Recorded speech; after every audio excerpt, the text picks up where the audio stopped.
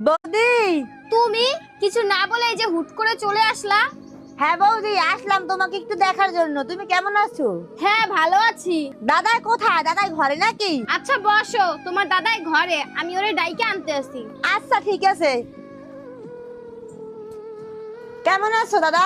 হ্যাঁ ভালো আছি, তুই কেমন আছিস? হ্যাঁ এই তো ভালো আছি। তুই একা কেন? তোর জামাই কোথায়? আর অফিসে এই জায়গায় একটা কাজ ছিল, তাই ভাবলাম যে তোদের সাথে একটু দেখা করে যাই, তাই ও আমাকে এখানে নামিয়ে দিয়ে গেছে। ও যখন আবার আমাকে নিতে আসবে তখন তো তোদের সাথে দেখা হয়েই যাবে।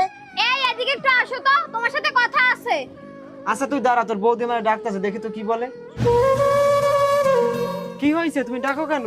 তোমার বোন এখন আবার আইছে কেন? নিশ্চয়ই কিছু না কিছু চাইতে আইছে। 2 দিন পর পর আসবে, এটা দাও ওটা দাও, এটা দাও ওটা দাও।